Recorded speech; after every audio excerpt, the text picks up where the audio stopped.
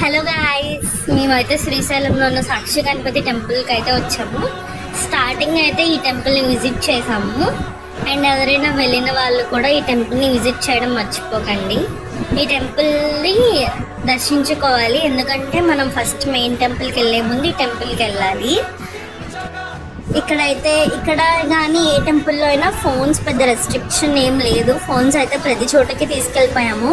శ్రీశైలంలో కొంచెం తీసుకున్నారు, కానీ మిగతా అన్ని చోట్ల ఫోన్స్ అలౌవే అనమాట. చూడండి, అక్కడ ఫొటోస్ తీసుకుంటున్నారు అటు సైడ్. అండ్ మా దర్శనం అయిపోయాక మేము కూడా కొన్ని ఫొటోస్ తీసుకొని వెళ్ళామన్నమాట. అక్కడ చూడండి, నిత్య గణపతి హోమం ఇంకా సాక్షి గణపతి అర్చనకి కొన్ని మనీ అయితే ఛార్జ్ చేస్తారు. మనకి మామూలుగా వెళ్ళడానికి అయితే 10 రూపీస్ ఛార్జ్ చేస్తారనమాట టికెట్స్కి, దర్శనంకి. ఫోన్స్ అనేవి గర్భగుడిలోకి అలౌ లేదు. అండ్ ఆ తర్వాత మేము హతకేశ్వర స్వామి టెంపుల్కి వెళ్ళాము.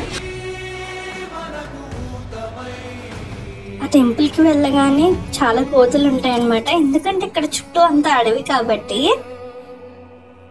అక్కడ లోపల దర్శనం చేసుకొని వచ్చాక మొత్తం చుట్టూ తిరిగి చూసాము టెంపుల్ని. చాలా బాగుంది, మొత్తం అంతా గ్రీనరీగా అలా ఉంది. మీరు వెళ్తే కన్ఫామ్గా విజిట్ చేయండి. చాలా తక్కువ మంది ఉంటున్నారు, ప్లస్ అది చాలా పీస్ఫుల్గా కూడా ఉంటుంది అన్నమాట.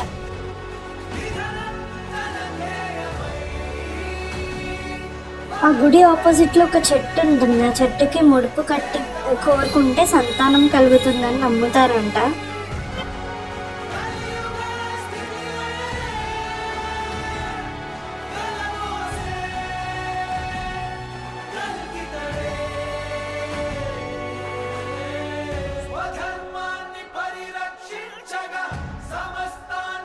తర్వాత ఆ పక్కనే ఉన్న శ్రీ లలితాదేవి పీఠంకి వెళ్ళాము.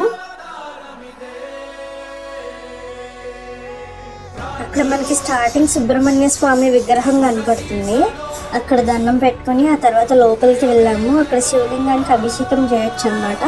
చిన్న చెంబులో తమలపాకు వేసి వాటర్ వేసిస్తారు. అండ్ ఆ ఒక్క చెంబు వచ్చేసి 20 రూపీస్ 10 రూపీస్ అంతా ఛార్జ్ చేశారు. ఆ తర్వాత ఆ శివలింగాన్ని ముక్కకుండా మనం అభిషేకం చేసేసి అక్కడి నుంచి వెళ్ళిపోవాలన్నమాట దండం పెట్టుకొని. అండ్ ఇదైతే ఈరోజు వీడియో. అండ్ ఇంకా వీడియోస్ కోసం సబ్స్క్రైబ్ చేయండి.